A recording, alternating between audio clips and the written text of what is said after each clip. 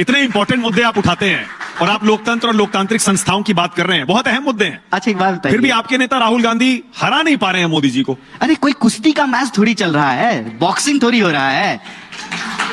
भाई देखिए, बड़ी सीधी सी बात है, आपने कहा, देखिए बड़ी सीधी, क्या करें, मोदी जी को उठा करके पटक दें, ये कोई बात थोड़ी होता है। आप लोकतांत्रिक प्रक्रिया को देखिए ना, हम ये कह रहे हैं भाई चुनाव में पटखनी देनी चाहिए। अगर आप ये चाहते हैं कि आप सत्ता में आए और लोकतंत्र को आजाद कराएं, क्योंकि आपके हिसाब से वो नहीं ये सब बेड़ियों में है। मैं कह रहा हूं कि लोकतांत्रिक संस्थाएं पिछले कुछ सालों में, कुछ दशकों में कमजोर हुई है। जिस तरह से हर चीज का, सत्ता का केंद्रीकरण हो रहा है, पूंजी का केंद्रीकरण हो रहा है, ये किसी भी लोकतांत्रिक देश और समाज के लिए अच्छा नहीं। क्या इसी वजह से हार रहे हैं चुनाव? क्या इसी वजह से आपको लगता है चुनाव हार रहे हैं? वजह है, मैं इसका एक एग्जांपल देता हूं। देखिए, हर टीवी चैनल पर सरकार के लोग जाकर के कह रहे हैं कि हम 5 ट्रिलियन इकोनॉमी बनने वाले हैं। बजाइए ताली, बहुत अच्छी बात है। हम 5 क्या, हम 15 ट्रिलियन की इकोनॉमी बन जाएं। लेकिन फिर ऐसा कैसे हो रहा है कि 5 ट्रिलियन इकोनॉमी वाले देश में 80 करोड़ लोगों को 5 किलो अनाज लेकर के खुश रहना पड़ रहा है? ऐसा कैसे हो रहा है कि इस देश के नौजवानों को 55% यूथ है इस देश में, उनको 5,000 की नौकरी नहीं मिल रही है और एक अमीर अपने बेटे की शादी में 5,000 करोड़ रुपया खर्च करता है? और कन्हैया भाई, ये जो अगर इतने गंभीर मसले हैं, अगर इतने गंभीर मसले हैं और जनता इतनी परेशान है, फिर तो विपक्ष को इस बार जीतना चाहिए था। इंडिया गठबंधन मिलकर भी आप हरा नहीं पाए मोदी जी को। दोस्तों, आगे वीडियो में आप एंकर मानव गुप्ता और कन्हैया कुमार का एकदम शानदार इंटरव्यू देखने वाले हैं। इस इंटरव्यू में एंकर मानव गुप्ता ने अपने तीखे सवालों और उत्तरपूर्ण अंदाज से कन्हैया कुमार के हर बयान को चुनौती दी है। वहीं कन्हैया कुमार ने अपने राजनीतिक दृष्टिकोण से एंकर मानव गुप्ता के हर सवालों का जवाब दिया। यह इंटरव्यू केवल संवाद नहीं था, बल्कि विचारों का टकराव था। एक तरफ पत्रकारिता की निष्पक्षता और दूसरी तरफ राजनीति की वैचारिक मजबूती दिखी है। समर्थक कह रहे हैं कि यह लोकतांत्रिक चर्चा का उत्कृष्ट उदाहरण है। विरोधी कहते हैं कि यह मीडिया की लोकप्रियता बढ़ाने का नाटकीय तरीका है। तो सवाल यह उठता है, क्या ऐसे इंटरव्यू लोकतंत्र को सशक्त बनाते हैं या सिर्फ दर्शक बढ़ाते हैं? आप लोग कमेंट करके कमेंट सेक्शन में जरूर बताएं। तो बिना देरी किए करते हैं वीडियो को शुरू। मिलकर भी आप हरा नहीं पाए मोदी जी को। देखिए, अव्वल तो जो है, ये ऐसा मत प्रिटेंड कीजिए कि मोदी जी अकेले हैं। मोदी जी का दायां पैर जो है नीतीश जी के हाथ में और बायां चंद्रबाबू नायडू जी के हाथ में। देखिए, किसी को ना बढ़ा चढ़ा के मत भूलिए। वो अगर उस तरह से देखिएगा तो उनकी सीटें घट गई हैं। वो 303 सीट थी, 240 पे आ गए हैं। लेकिन मैं उसमें जाना नहीं चाहता हूं। मैं संख्या के उस आधार पर लोकतंत्र को, उसके डिस्कोर्स को सीमित नहीं करना चाहता हूं। देखिए, संख्या का क्या है, कोई बैठा हुआ है, पॉलिटिक्स में स्टेक कितना है। मैं कहता हूं कि किसी बीजेपी वाले से पूछ लीजिए, यहां मत पूछिएगा, उसको पार्टी से निकाल देगा। जब बुलाते हैं तो उधर पूछिएगा पीछे कि भाई आज तुम सांसद हो, मंत्री हो, तुम्हारी चलती कितनी है? खाली साइन ही करते हो कि डिसीजन मेकिंग में तुम्हारा कोई स्टेक है? 2 लोग सरकार चला रहे हैं, पहले तो 2.5 थे, कम से कम जेटली जी थे तो 2.5 लोगों की सरकार थी, अब तो 2 लोग हैं।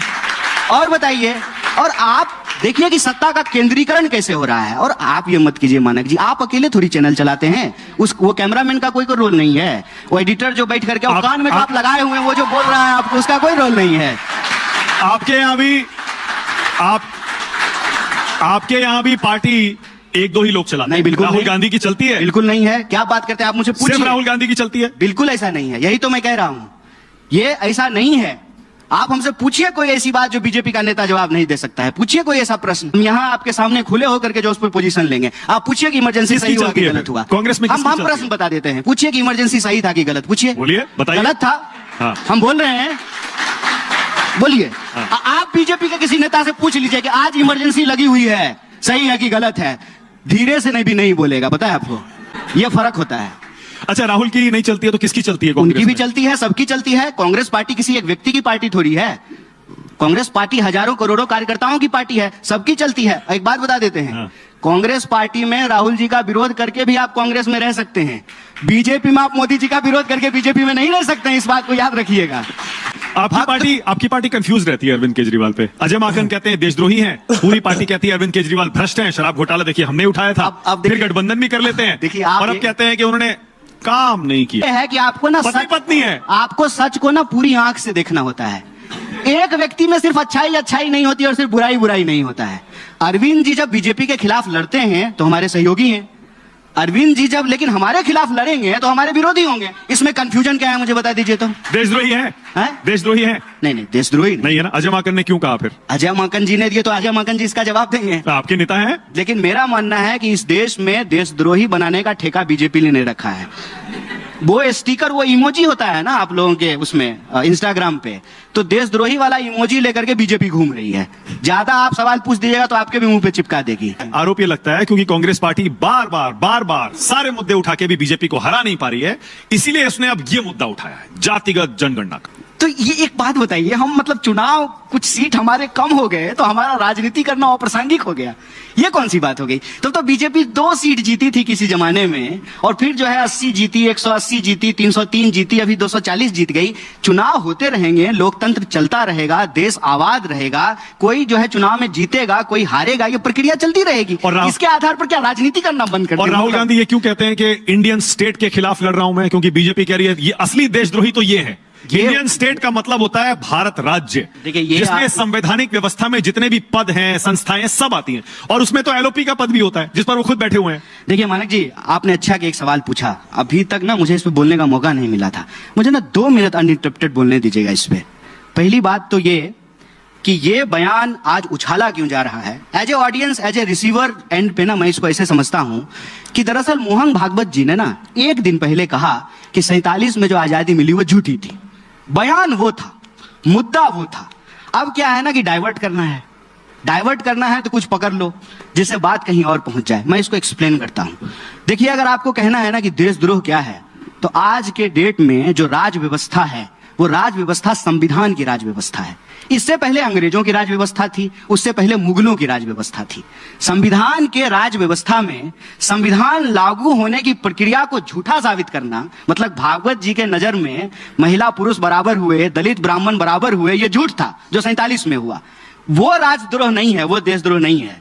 लेकिन राहुल गांधी ये कहें कि इस देश की लोकतांत्रिक संस्थाएं कैप्चर की जा रही है आरएसएस बीजेपी के द्वारा, चुनाव आयोग को कैप्चर किया गया है, मीडिया संस्थान को कैप्चर किया गया है, लोकतंत्र की अलग अलग संस्थाओं को कैप्चर किया गया है, और ये भारतीय राज व्यवस्था से, भारत के देश से नहीं, भारत के समाज से नहीं, भारतीय राज व्यवस्था से लड़ाई है। तो उस बात को किस तरीके से प्रस्तुत किया जा रहा है। एक बात मैंने आपको कहा नहीं, इमरजेंसी गलत था, तो इमरजेंसी भारतीय राज व्यवस्था ने लगाई थी ना, जिसके खिलाफ में ये सारे नेता पैदा हुए हैं। मोदी जी पेंट पहन करके इमरजेंसी का विरोध कर रहे होंगे गुजरात में उस वक्त जब बच्चा होंगे, तो तब आप मुझे बताइए, जेपी का बयान याद है कि नहीं देश को, कि कहा कि जो है इंदिरा गांधी का साथ देना बंद कर दे इस देश की सेना और इस देश की पुलिस। क्या इस देश के इस आधार पर देश का कोई ऐसा विपक्ष का नेता है जिसके ऊपर मुकदमा नहीं होना चाहिए अगर राहुल गांधी गलत है तो? भारत की राज व्यवस्था में विपक्ष का काम है उस राज व्यवस्था में अगर कुछ गलत हो रहा है तो उसका वो खुल करके विरोध करे। और राज व्यवस्था इसलिए बोला जाता है कि कार्यपालिका के 2 अंग होते हैं, एक अस्थायी कार्यपालिका होता है, एक अस्थायी कार्यपालिका होता है। और आज की स्थिति यह है कि सिर्फ अस्थायी कार्यपालिका नहीं कैप्चर हुआ है, सिर्फ पार्लियामेंट की बात नहीं कि उनको 303 सीट है और उनकी सरकार है 15वें साल में, इसकी भी बात है कि चुनाव आयोग पोजीशन नहीं लेती है। आप मुझे बताइए कि विधानसभा चुनाव के वक्त और लोकसभा चुनाव के वक्त महाराष्ट्र में 1 करोड़ वोट का डिफरेंस है, नए 1 करोड़ वोटर ऐड हुए हैं। इस सवाल को जब कांग्रेस पार्टी उठा रही है, चुनाव आयोग से पूछ रही है, चुनाव आयोग इसका जवाब नहीं दे रहा है। नहीं जवाब दिया उन्होंने, नहीं दे रहा है साहब। अरे इसे 50 सवाल हैं, चुनाव आयोग बोलती नहीं है। और आप क्या बात करते हैं, जिस तरह से हमारे आदरणीय राजीव जी अभी चुनाव आयुक्त बने हुए हैं, कभी भारत के इतिहास में ऐसा हुआ था? लेटरल एंट्री के नाम पे जी सर नमस्ते सर कहने वाले लोगों को हर पोजीशन पे बिठा दिए हैं और कहते हैं कि जो है इंस्टीट्यूशन कैप्चर नहीं हुआ है। आप अपने दिल पर हाथ रख करके बताइए मयंक जी, आपको डर लगता है कि नहीं लगता है? क्या आप आजाद हैं हर बात बोलने के लिए? हम आजाद हैं क्योंकि हमको जेल जाने से डर नहीं लगता है, हम इसलिए कुछ भी बोलते हैं। जिसको खोने के लिए कुछ है वो आज डर रहा है, और आप कह रहे हैं कि जो है लोकतंत्र में सब कुछ ठीक है। कन्हैया कुमार कुंभ में डुबकी लगाने जाएंगे क्या? अखिलेश जी हो आए हैं, राहुल गांधी और प्रियंका गांधी के बारे में लोग पूछ रहे हैं कि वो जाएंगे नहीं जाएंगे। मैं कन्हैया कुमार से पूछ रहा हूं, जरूर जाएंगे। कन्हैया कुमार कुंभ में डुबकी लगाने जाएंगे क्या? जरूर जाएंगे, लेकिन रील बनाने के लिए नहीं जाएंगे। जो रील बनाने के लिए जा रहा है बाबा लोग से पिटा रहा है, चिमटा चिमटा पिटाई हो रहा है उसका। मेरा देखिए आपसे यही निवेदन है भैया, मैं गंगा किनारे पैदा हुआ हूं, मेरा घर मेरा गांव गंगा के किनारे है, पढ़ाई लिखाई के जमुना किनारे में हुई है, तो गंगा जमुना का संगम हमारे जीवन धार्मिक है वैसे आप? तो मेरी बात सुनिए, मैं बड़ी इंपॉर्टेंट बात बता रहा हूं आपको। गंगा जमुना का संगम मेरे जीवन में है, गंगा किनारे पैदा हुए, पढ़ाई लिखाई जमुना किनारे हुए, नाम कन्हैया है। आस्था और भक्ति, आस्था और भक्ति, इसके बारे में बहुत इंपॉर्टेंट बात बोल रहा हूं। ये ना टीवी चैनल यूट्यूब मोबाइल से पहले धर्म था, भक्ति थी, आस्था था। संगम था और हजारों साल से लोग वहां पे डुबकियां लगा रहे हैं। जिस तरीके से आज उसको बदनाम करने की कोशिश की जा रही है, मैं कहता हूं कि ये किसी के आस्था के ऊपर प्रहार नहीं करना चाहिए, बहुत गलत है। सिर्फ जो है टीआरपी के लिए, व्यूज के लिए, रील के लिए, पॉपुलर होने के लिए आप एक भक्ति परंपरा को बदनाम कर रहे हैं, ये गलत बात है। हमको मौका मिलेगा जरूर लगाएंगे। और मैं आपको बता दूं, मैं तो वहां से आता हूं, मेरी माँ कहती थी, मेरी दादी कहती थी, मन चंगा तो कठौती में गंगा। धर्म के खिलाफ नहीं है साहब, धार्मिक हैं, लेकिन आडंबर के पक्ष धार्मिक है, मतलब धार्मिक है। हमेशा से रहे हैं या बाद में बदला है? भारत जैसे देश में पैदा होकर के कोई व्यक्ति अधार्मिक कैसे हो सकता है? अधार्मिक, अधर्म क्या है? अधर्म यह है कि आप पत्रकार हैं और आप सवाल ना पूछें, ये अधर्म है। मैं विद्यार्थी हूं, अगर मैं पढ़ाई नहीं करूं, ये अधर्म है। कोई शिक्षक अगर पढ़ाई नहीं, ये अधर्म है। न्यायालय में अगर न्याय नहीं मिले, ये अधर्म है। देखिए, धर्म आपकी प्रकृति से जुड़ा हुआ मामला। राम मंदिर जाएंगे, अभी तक तो नहीं गए।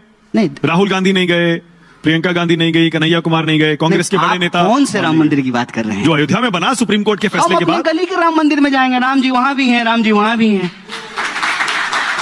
कौन सा ऐसा हिस्सा है इस देश का, इस सृष्टि का, जिसमें राम नहीं? हमको बताइए। वहां तो पैदा हुए थे रामलला, अयोध्या में, जहां पर मंदिर बना। आप कहां पैदा हुए थे ये तो पता नहीं है। कौन बताएगा कि कौन कहां पे पैदा हुआ था? आस्था है, आपने अभी आस्था की बात की ना, पूरी ये हिंदुओं की आस्था है। अरे पूरी सृष्टि राम की है। कौन सा ऐसा कण है जिसमें राम नहीं है? आपके भीतर राम है, हमारे भीतर राम है। पर अरविंद केजरीवाल एक बार नहीं, वो कह रहे थे 2-2 बार होकर आया हूं मैं। आप भी 200 बार चले जाइए, कोई दिक्कत नहीं है। मैं कह रहा हूं मुद्दा क्या है? मुद्दा यह है भाई साहब, आज सवाल पूछना गुनाह हो गया है। नीतीश कुमार के खिलाफ एक अकेला विद्यार्थी, और बड़े बहुत दुख के साथ ये बात बोल रहा हूं आपको, मुजफ्फरपुर में एक अकेला विद्यार्थी एक सवाल लिख करके एक पोस्टर लेके खड़ा हो गया, अकेला, उसको पकड़ करके जेल में डाल दिया। चीफ मिनिस्टर अभी मध्य प्रदेश का जो है, एक महिला का जो है ना, सामने से माइक छीन रहा था। ऐसा लग रहा है कि लोग नेता है कि गुंडा है। रुपया में और देश के नेता में गिरने का कंपटीशन है, और भारतीय नेता अभी भी जो है बढ़त बनाए हुए हैं।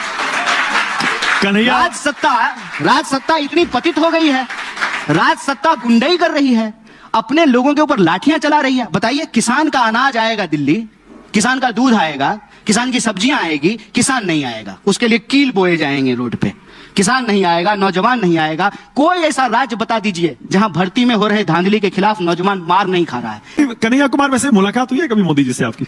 ऐसे आमना सामना कभी हुआ है? मोदी जी हमसे क्यों, मेलोनी से मिलेंगे, ट्रंप से मिलेंगे, हमसे क्यों मिलेंगे?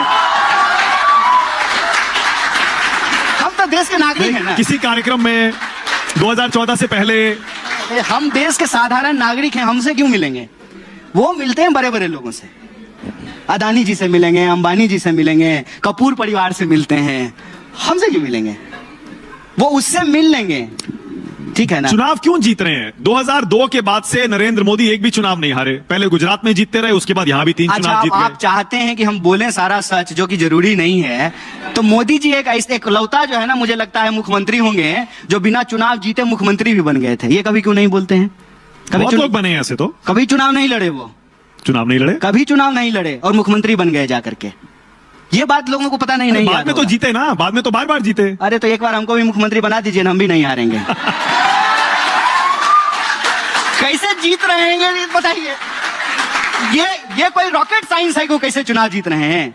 बताइए, 1 घंटा हो गया है, आप 50 बार मोदी जी का नाम लिए। बताइए कैसे जीत रहे हैं, कैसे जीत रहे हैं? देखिए, उनके पास तंत्र है, उनके पास जो है मीडिया का समर्थन है, उनके पास चंदा है, उनके पास जो है सिस्टम है, चुनाव जीत रहे हैं। और इस सब के बिना चुनाव होता है क्या? देखें, मोदी जी जब चुनाव जीत करके आए हैं तो कैसा शानदार ऑफिस बनाए हैं, 8000 करोड़ का हवाई जहाज खरीदे हैं, और बढ़िया चश्मा लगाते हैं, सुंदर मर्सिडीज पर घूमते हैं, और तब कहते हैं कि मैं गरीब हूं।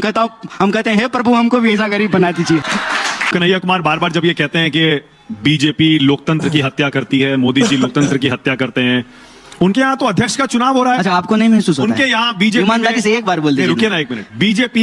बीजेपी में अध्यक्ष का चुनाव हो रहा है, और जमीन तक हो रहा है, जिला जिला आजकल वोटिंग हो रही है, उसके बाद वहां से केंद्र में आएगा, और तब आपको मंत्रालय से फोन नहीं आता है? माना जी, सच बोलिए, एक बार आज सच बोल दीजिए, आप जीवन भर आपके प्रति जो है ना ऋणी रहेंगे। कोई पत्रकार है जो हिम्मत करके बोल देता है? बोलिए, मंत्रालय से टीवी चैनलों को फोन आता है कि नहीं आता है? एक बार बोलिए। हमें तो नहीं आता है। सुकेश जी बोलिए। नहीं, हमें कोई फोन नहीं आता। हिम्मत कीजिए, लड़ाई यही है। मैं कहता हूं कि यह देश हम सबका है, किसी से डरने की जरूरत नहीं है। कोई चुनाव जीत करके आ गया है तो क्या?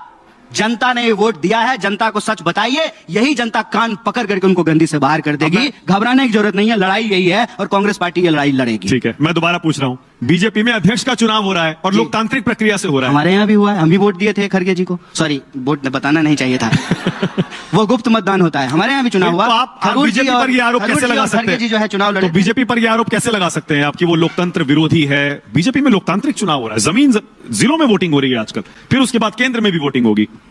अरे एक बात बताइए, तो आप कह रहे हैं वो लोकतंत्र विरोधी है? अच्छा एक बात बताइए, कोई चोर अपने बाल बच्चा के लिए खराब होता है? चोरी करके लाता है, उसको जूता खरीद के देता है। अरे अपने घर में वो कैसे भी हो, समाज देश के लिए क्या है ये तो बताइए ना। आप एक सच पूछ दें सरकार के खिलाफ, इतनी क्या घबराहट है कि आपके ऊपर केस कर देंगे, आपके ऊपर मुकदमा कर देंगे, आपको जेल में डाल देंगे? मैं कहता हूं कि आपके पास 303 सीट की सरकार थी। मैं एक साधारण नौजवान यूनिवर्सिटी में पढ़ने वाला 4 सवाल ही तो पूछ लेता था आपसे, वो भी वही सवाल जो आप कहते थे। आपने कहा 2 करोड़ नौकरी मिलेगी, हमने पूछ लिया कि साहब कहां है, पकड़ के जेल में डाल देंगे लोगों को। ये लोकतंत्र है क्या? आप पत्रकारों को सवाल नहीं पूछने देंगे?